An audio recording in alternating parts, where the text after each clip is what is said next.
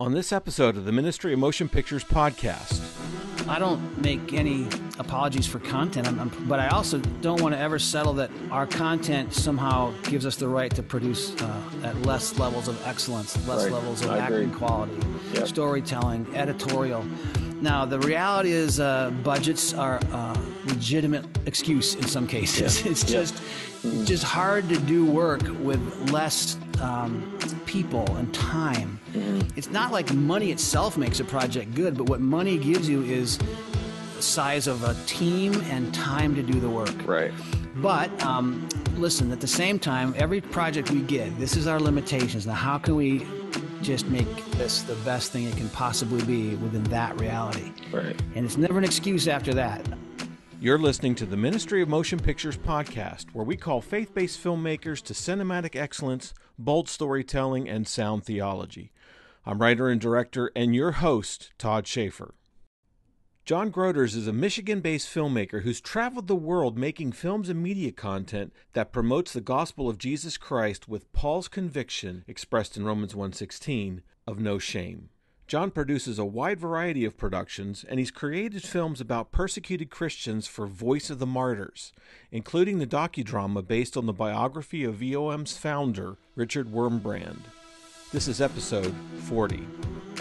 Tell me a little bit about how you got into film. I got into it in college, right? I majored in it in college, and out of my bachelor degree, I got a job in communications for a church denomination. And so my boss was in New York City, and I worked out of Michigan. And for about 15 years, I traveled around the world shooting kind of mission films, right? Promotional mission films, and slogging big cameras into jungles and crazy areas, and went to film school for a couple years in there somewhere, and then started our own shop in 2001. And we decided, my wife and I decided to just start a little production company and see what happened, and prayed about it, and she was super supportive of this crazy, ridiculous idea. So for the past, it's 19 years now, we've been taking projects one at a time and just keeping the doors open, doing different projects. And so that has allowed me to pick and choose a little bit of what I really have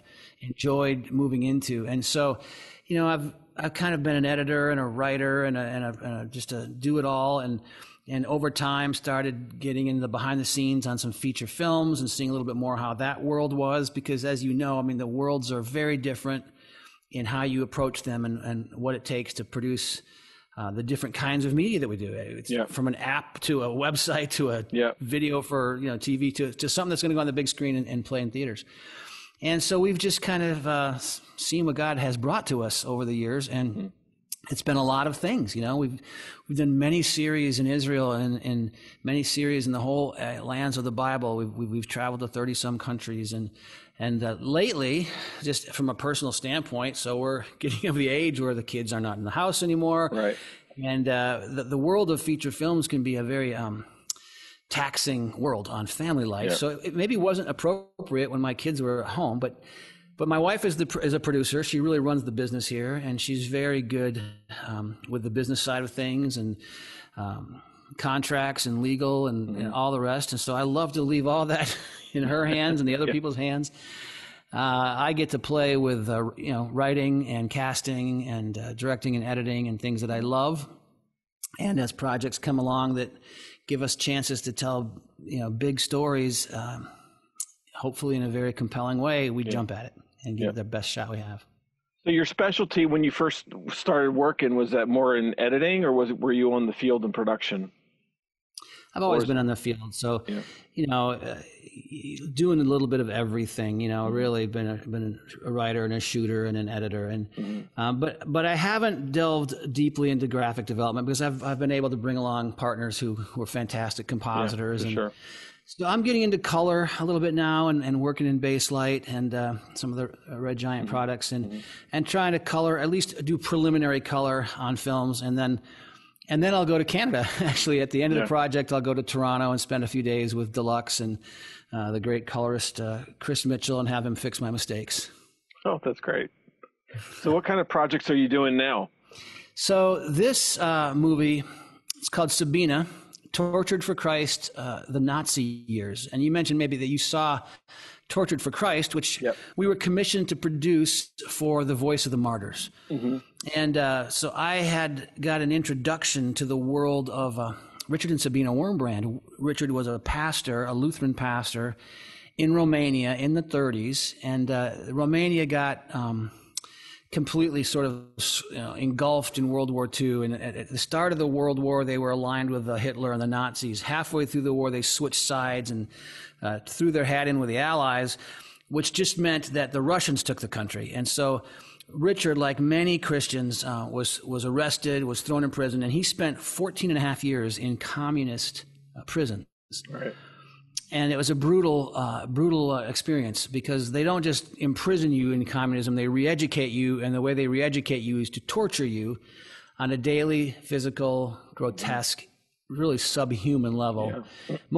Many people died, of course, and the stories were never told. Nobody was reporting from today inside the communist prisons, we got such and such a jailer, and look what he did to this poor. None of those stories got out. And in fact, even the people who got out were either totally intimidated that if they ever said a word, they'd be right back in, or they were dead. Wurmbrand was unique because he was never defeated completely in his spirit. They drugged him. He really had a very difficult time, but he managed to hold on through that whole experience to a sense of calling that God had put him there for a reason. And he just fearlessly witnessed and loved, tried to bless his captors, just kind of ridiculous love your enemies kinds of things. Mm-hmm. And sort of miraculously, he made it out, and then he was sort of ransomed out of the country. And what he did was he sat down with a pencil and paper, and over 3 days, he just wrote. He was a brilliant man. He spoke 14 languages, had a photographic memory, so he was sort of a cut above most of us anyway. And this little book came out in 1967, and it was called Tortured for Christ. Yeah. And from my understanding, it was maybe the first sort of autobiographical account of what it was like behind bars in a Stalinist world. Mm-hmm. And it became a bestseller internationally. It was banned in communist countries, the book. And so for the 50-year anniversary of the publication of that book, we did a film. Mm-hmm. And it was a really fun, amazing, expansive project. And I visited Romania for the first time in my life, and it was a country I'd never been to. And discovered almost instantly that this was where the movie needed to be shot. This is where the prisons still existed. This is where the people had the memories. Half the people on my crew, which we had a big crew, remembered maybe their fathers reading Tortured for Christ, risking prison in the 80s to read it even. It was a banned book.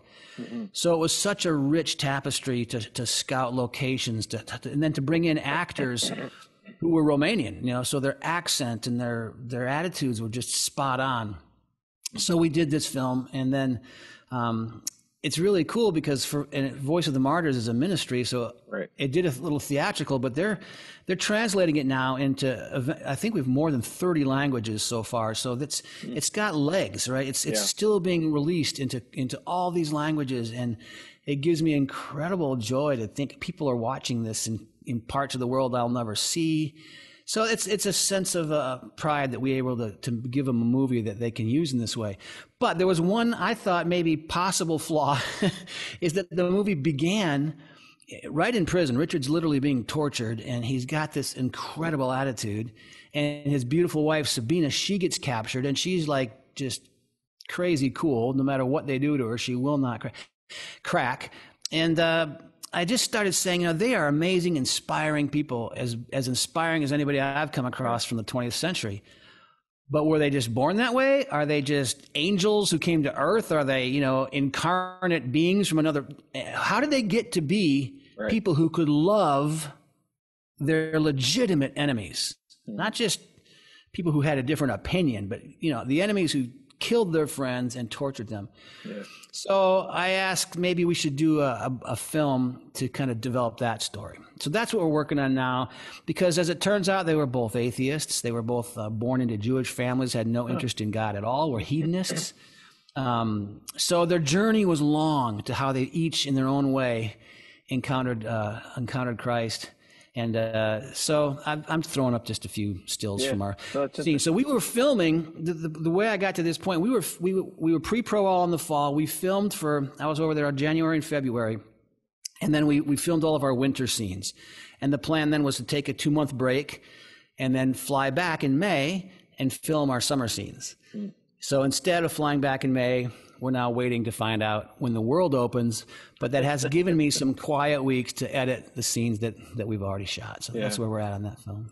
Is it so? It's more of a narrative format than Tortured for Christ was. Well, Tortured for Christ was a narrative format too. It was quite strong, But you labeled it as a docudrama. I think that's. I did, and to be honest, I don't know what that means. Okay. There were no interviews. Yeah, I know. There were no pictures. They said at the beginning, make a docudrama, and I just was looking forward to making a drama. Okay. But I guess the one concession is that Richard kind of narrates his own story. Yeah. And so that can be used in theatrical features. It can be used in dramatic. So Richard narrates Tortured for Christ. So Sabine, his wife, she narrates this one. Okay. And sort of tells her own story. But in the same way, there's no interviews. It doesn't have any of that documentary feel. It just feels like you're jumping into a theatrical story. Yeah. I remember where was that one moment in the film where he was wondering whether he should speak up, and she said, I don't want to be married to a coward. And that's what made him get up. And I thought, man, she's an interesting character. I want to learn more about her. So yeah, it's good that you're doing a film on her. She is an interesting character, and I really have fallen in love with them. I never met them. They both died, I think, in 2002. But Sabine Wormbrand, she's a combination to me, kind of a Mother Teresa with this compassionate heart, who loved any human being who came in front of her.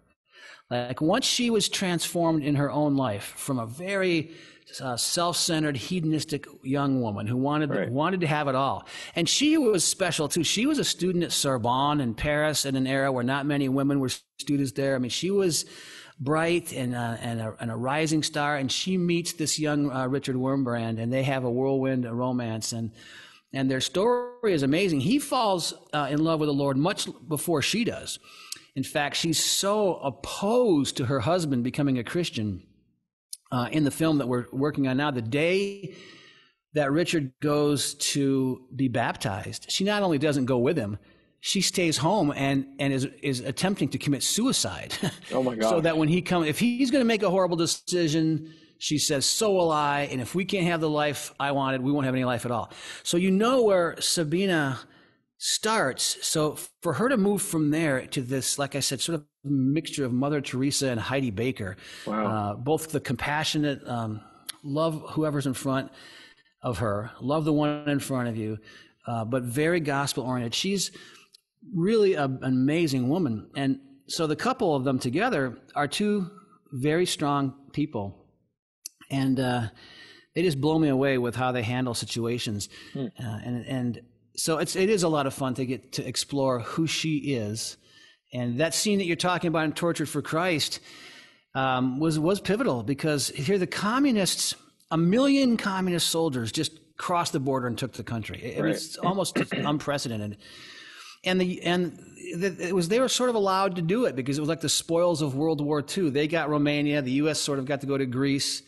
And the poor Romanians had no say in the matter. Their businesses were taken. Their homes were conscripted. We've been in so many people's houses who now say, yeah, this apartment, when I was a girl, there were 17 families living in this place. The communists would cram them in. Everybody's property was seized. And this lasted, by the way, until 1989. You might remember Ceausescu. So the communist leadership lasted until 89 in Romania. But that day was something called the Congress of Cults. And what happens is that the communists, they say all the right things. It's sort of a repeating political problem. People will promise you anything. Oh, we're going to be very cooperative. In fact, we're even going to increase the pay of the clergy, which will be controlled by the state. But then, as is happening in China today, the clamps just come down, and eventually there's no freedom in the church at all. And so that Congress of Cults was early in the communist regime, and they're trying to sort of get all the leaders of the religious organizations on board. And a lot of the religious leaders either fell for it or were threatened into it. Oh. And one man, Richard Wurmbrand, stood up and basically said, this is a bunch of baloney. And he was absolutely certain that if he stood up, and the way he puts it to Sabine, I think is a beautiful thing. He says, if I speak, you will not have a husband. That's right. He doesn't say, if I speak, I'll suffer, I'll go to jail. He's thinking of her. If I speak, are you going to be okay not having a husband? And that's when the line you just referenced, she says, I don't need a coward for a husband. Right. And he was right. He spoke, and he was a marked man after that. Yeah. Yeah, it's amazing to consider that era of history and look at how all the churches and church leaders just sort of fell right into lockstep with the communists. They had to, report on their church members, and it was an era of tattling, and if you've been to Eastern Europe and you hear the stories, because this is starting to happen today in America today. I can't avoid these parallels where you're supposed to tattle on your neighbor if they're not social distancing. Or I even read this week, the mayor of Kansas City asking churches to turn in members of their congregation and list who's coming and going to church. Well, this is a playbook straight out of the Nazi and the communist playbooks, and it turns bad quickly. Yeah. Boy, you start turning society against each other, and everyone's spying on each other, and that happened all the time to these folks. Mm-hmm. I've got friends from Bulgaria, and they're living in Canada now, but they have said to me for many years that the things that they're seeing happen in Canada are the same things that started to happen in Bulgaria before it fell to communism. Well, Bulgaria, that's the southern neighbor to Romania, and they do share history. Hungary, right, to the west as well. And it is frightening. And if you've been there and you talk to the people who lived under these circumstances, and my goodness, it's just, to me, it's just such an ugly picture, and the power struggles become so aggressive, and the people just flat out lose. Right. That's it. Yep. So this is your second film for Voice of the Martyrs? Yes. Well, it is. I've done a couple of different curriculums for them. One was called I Am N, where we had interviews with a lot of the people who were being expelled from ISIS-occupied Mosul in Iraq. Okay. And so that was sort of related to the whole rise of ISIS and how the Christians in Iraq were responding to this horror. And then we did a curriculum after the last film called Wurmbrand, which sort of used Tortured for Christ as a launching pad and created a 6-week experience called Wurmbrand. And we are going to do a curriculum after this film as well. So when I get done with the feature part of this, then we'll launch into a more of a didactic teaching kind of a series thing. So these other films that you've done, Songchul, The Frontier Boys, and American Sailors, were those things that you did on your own? Well, The Frontier Boys was. The Frontier Boys was my first feature film, and we just got the rights to it back. It's a lovely little film that I just had a chance to go and explore some things that I really wanted to get into. And I grew up in Phoenix, Arizona as a young kid. And then my family moved to northern Michigan when I was just starting high school. And so that's a move from the Southwest to, a northern climate and a small town called Charlevoix. So Charlevoix is a little town in northern Michigan on the coast of Lake Michigan. And I lived there and went to high school there, but I haven't really lived there since. But The Frontier Boys was a chance for me to go back to that town, shoot a film about 4 high school boys going to a town, going to that high school and experiencing some coming-of-age issues and kind of a murder mystery kind of thing with a lot of sort of adventure and snowmobile chases and, an adventure movie for boys. I wanted to create a movie that fathers could take their 12 or 13 or 14-year-old sons to. That was my objective. Because my son was that age when I started thinking about this idea, and we were actually on a ski trip together in Vancouver, Whistler, and we started talking on the chairlifts. Hey, if you could, I just asked him, let's just imagine a story that you'd be interested in. What would you guys like to see? We started playing on an idea, but I found he was a little young. I mean, I didn't want to take him to, whatever, James Bond, and he's 12 years old, and he was a little old to go to some of the cartoons, and there just seemed like there was a gap of at that time of films that I thought a father and a son could go to. So that was my objective with the Frontier Boys. So it's kind of masculine. It's 4 boys, and it's their, like I said, their struggles, and there's good music from Switchfoot and cool bands. What I wasn't expecting was girls loved it. Wow. We got some flack that like, you should make one of the Frontier Boys a female, which would have, that wasn't the story.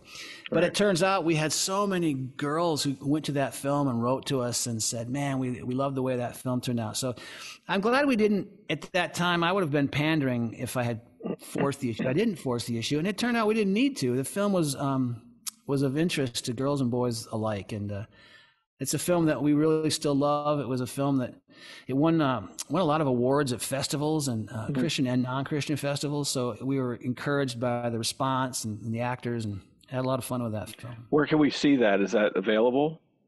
It's going to be really soon. Like I said, we just got the rights back. So if you look at the frontierboys.com, we'll be putting that up like in the next week even, and it'll be available on thefrontierboys.com. So it's available. We had a distribution deal, and that finally kind of wrapped up. So we're going to have new avenues to distribute it now. It's a cool film, and there's a curriculum that goes with it. There's a couple of books. I wrote a novel based on it, and then I wrote a father-son book with my son Jed on that. So we had a lovely time making that film, and so that was my first really feature-length movie. Oh, that's great. And Songchul, is that more of a documentary? So Songchul, we just did that one last year, and so there's a thing called the International Day of Prayer, and it happens every year in November. Right. And again, Voice of the Martyrs has produced for years a short film that they've distributed to churches all over the world to draw a little bit of attention to the way some Christians are handling crisis situations, persecution situations, in order to inspire prayer from the worldwide church to remember the persecuted, and also to inspire the rest of us who really are suffering when our family suffers.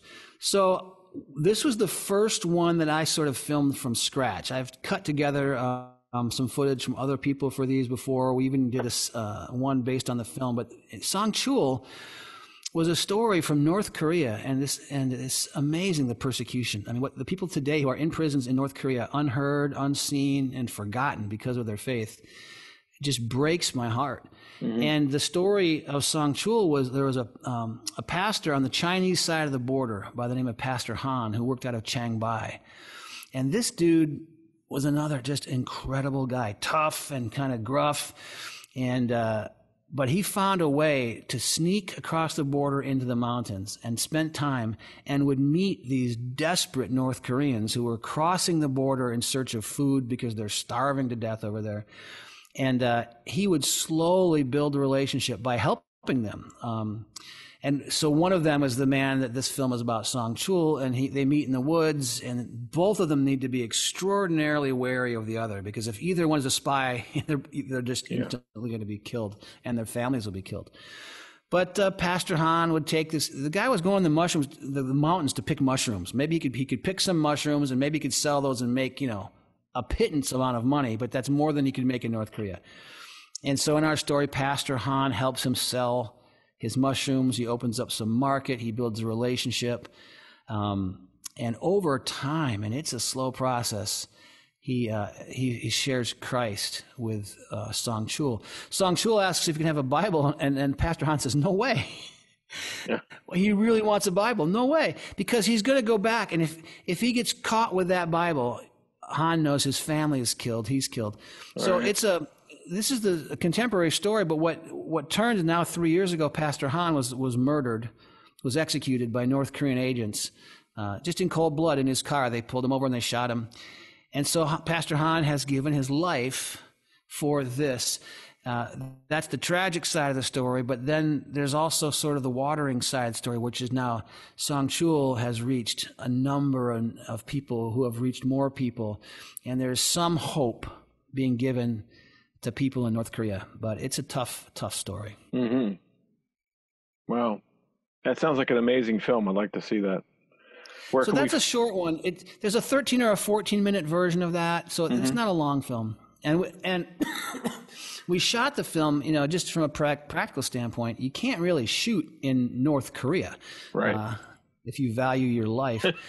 So we didn't know. Again, I mean, locations are always such a tough one. Where would we shoot that movie? And again, my wife does amazing work as a producer, and she found a location in South Korea, like a backlot village. So anyway, that's where we shot it, and it worked out really, really well, and we had a great shoot in South Korea. Oh, that's fantastic. So Voice of the Martyrs would have that then? Yes, exactly. Voice of the Martyrs would have that.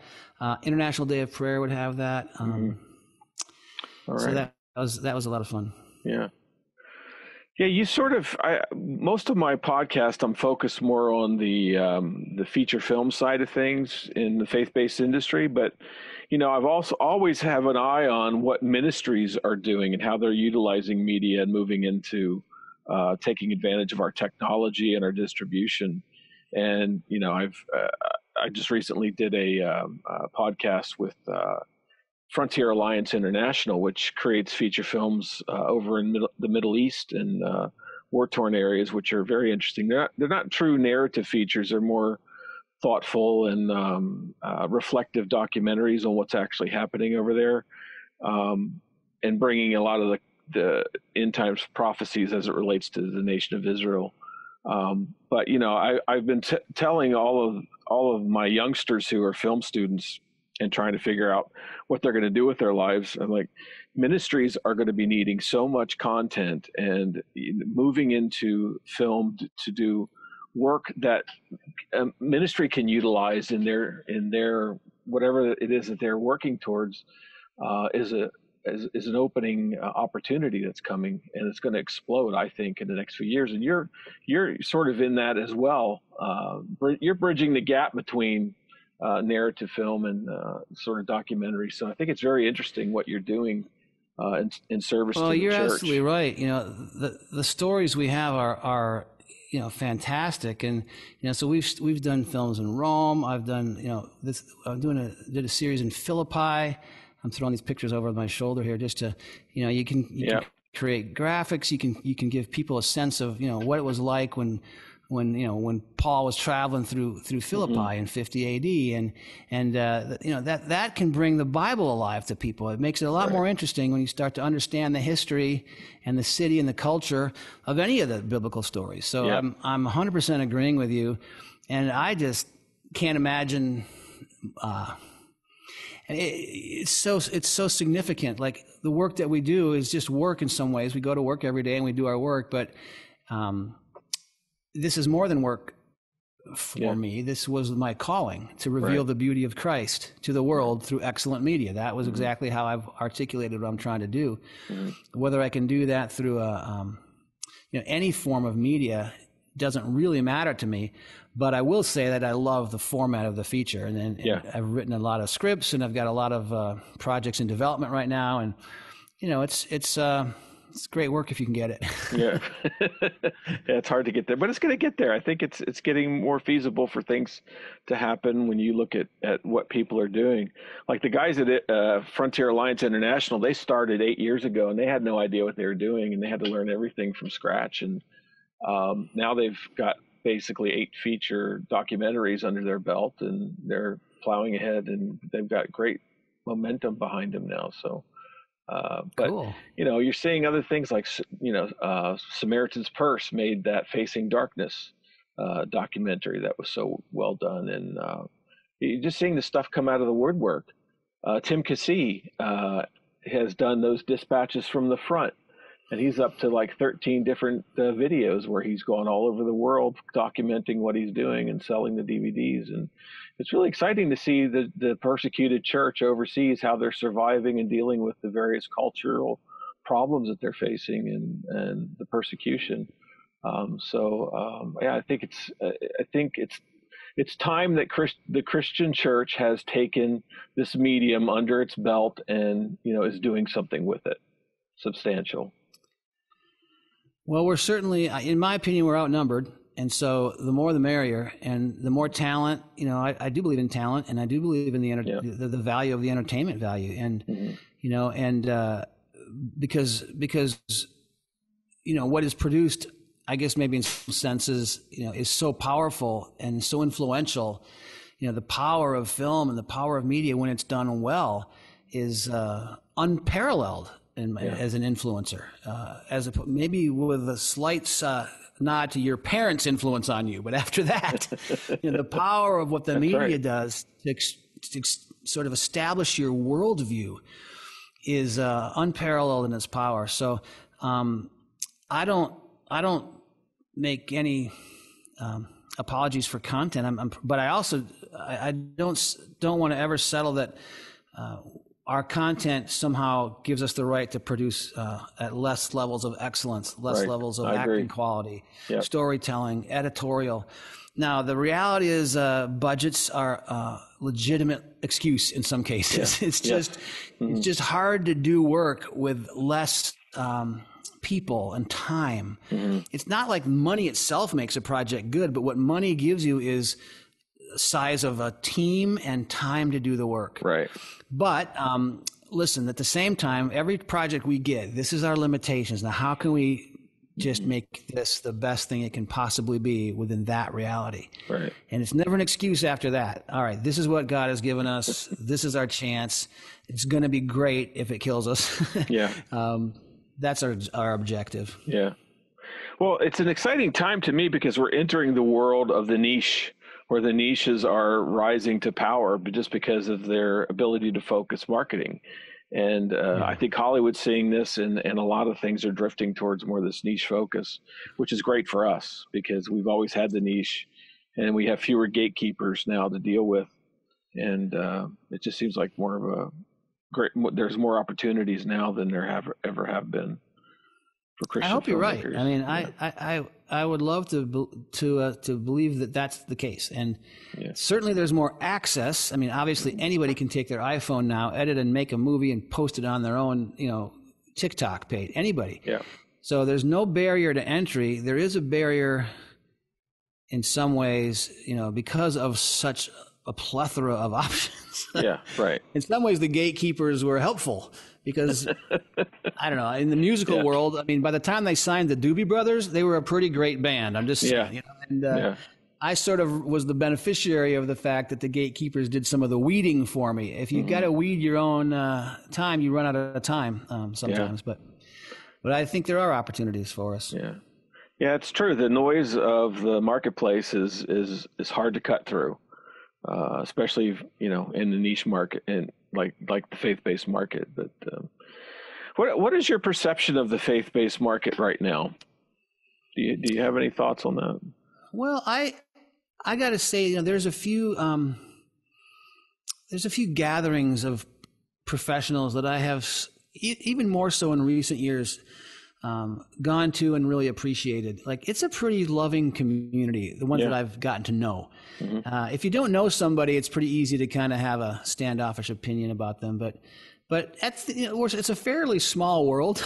And I have found a lot of really legitimate and great, I think, cool people in it. The work that we put out, we've all got our favorites and our not favorites. There are some Christian movies that were popular that I can't stand, to be honest with you. I think they're creatively and artistically objectionable, and I get mad. I'm sort of judgmental now. It's not good for me to name them or go public with that, and so I try not to. And I even sort of jump on my colleagues when they name names because, like, look, dude, let's just, if they're finding an audience, what was it? And Apollo was out there preaching, and he said, look, if he's preaching Jesus, let's let him go. So there are some that I really don't dig, I'll have to be honest with you. But then there are also some that are getting really good and really, I really respect the filmmaking and the craft and the acting, and I see the rising quality that's going on, and I'm really proud of those guys when that happens. Yeah, for sure. Yeah, I think my perception of the genre is that only a small percentage of what would fit into the faith-based genre is actually being developed. And it's only because there's been a few successes, and in typical Hollywood fashion, they tend to try to reproduce those same successes. So they sort of stay in the same place on that target. and grow there. But there's a lot. I think there's a lot of opportunities ahead of us for developing more faith-oriented filmmaking. Everybody's going to have my personal contribution. If we're given the opportunity to create a slate of films on top of what we've done, I think the problem that we face is that we're often trying to create a film around a spiritual awakening. Mm-hmm. And there's nothing less visual than a spiritual awakening. I mean, the difference between reading a novel and writing a screenplay is if the novel, you can explain what your main character is thinking, and you can really have this inner struggle, this inner turmoil. Mm-hmm. Maybe you remember Tom Clancy's first book, The Hunt for Red October, and the novel was this fantastic chess match between these two submarine captains and in their thought process. It was a good movie too, but the movie couldn't get into their heads. It could only get into their action. Mm-hmm. And so if you're going to try to tell a story about a spiritual awakening, you're stuck on the screen in a lot of ways because it's not very visual and it's not very action oriented. Mm-hmm. And sometimes that can be pulled off in poignant and powerful ways, and sometimes it can't be. And, when we go to an actual movie and pay whatever we pay, $12 or whatever we pay to go to see the film, at that point, I'm expecting to be on the edge of my seat, no matter what the genre, whether it's a drama or a comedy or an action film, and we have our favorite types, but I really want to stay on the edge of my seat. Yeah. And so to do that requires, a real story and real conflict and an unpredictable ending. And I don't know. So I want to make sure that given the chance, that entertainment value is still worthy of the ticket price. Yes, for sure. And the format. Well, the format is amazing, and I'm sort of nervous. I mean, right now theaters are closed. Everyone's staying home. I don't have a prediction of whether movie theaters are going to survive or thrive or shrink. I don't know. And certainly people are consuming movies like never before on digital. Right. We even built a digital platform here called Cinevy. We've had it for 12 years. We help people distribute movies digitally. So I'm all about it. But as a filmmaker, the movie theater is such a powerful tool when the lights are down and the surround sound is on and the screen is 40 feet wide. And, that's just where you want to show your film, and I'll be sad if we lose it. I don't think it'll ever go away. I think there's too many people who enjoy those. But I think they'll probably certainly decline a bit, but I don't think they'll ever completely go away. So what do you have in production? Is there anything you can talk about what you're doing now other than Sabine? Yeah, so I'm halfway through Sabine, so we do have to go finish our final, 25 or 30% of filming. Beyond that, we launched a program this year called America Studios, and americastudios.com. It's out there, and this was my really, I don't know how to say it, Todd, but just inspiration, I guess, if for such a word. I would love to develop. We have about 5 films in development under America Studios, and what I'm trying to accomplish by that is researching some fantastic heroic stories that came out of this little 300-year or so experiment in North America called the United States. Not because it's more important or more special than, as I've told you, I work all over the world with 30 films in Israel. So, but the American story was such a phenomenally unique story to defeat tyranny and to build a society literally on the basis of the 10 Commandments. Literally on the authority of the Bible. And it had never really been done before, unless you count Israel. So I have a desire to do films around these amazing American stories. And so we've got a few screenplays, we've got some projects in development that are just, maybe you saw the movie 1917 that came out this year. Yes, Spielberg, sort of one-shot movie, right? Mm-hmm. So that's exactly in the line of the kind of stories America Studios would be about. Well, I thought you wanted to do Christian films. Well, here's the thing. If you tell these stories authentically, right, there's a bedrock of Christian faith that's at the root of so much of what was going on. Mm-hmm. And I don't want to infuse that artificially. But my contention is that many of the modern media resources who have taken on these subject matters have artificially extracted the level and the power and the poignancy and the faith of the founding fathers and people of this country. By extracting that from their story, they miss the story, in my opinion. Yeah. Now, I'm a historian. I'm just a reader like anybody else. But we have uncovered some incredible stories that I don't have to even suggest, how did this happen? I mean, there was no chance that this could happen, and then it happens. And I would like to tell these stories in America Studios for the next few years if we could find some partners. So that's one thing. And we got 4 or 5 different projects under they're dreams right now, Todd, like all of us filmmakers, and I'm a writer, so I've got screenplays. But then there's one other thing I'll mention, and that is just flat out comedy. And I've got a comedy that we're raising money for called Holiday Dracula. I found I love working in Romania. I've got a great crew in Romania. The dollar goes a little bit of a ways there. It's an incredible country. So anyway, I've written a comedy that I think is just flat out funny. It's sort of aiming to be a Dumb and Dumber with a married couple who gets thrown into basically the woman finds out her Aunt Oana has died and she has inherited a castle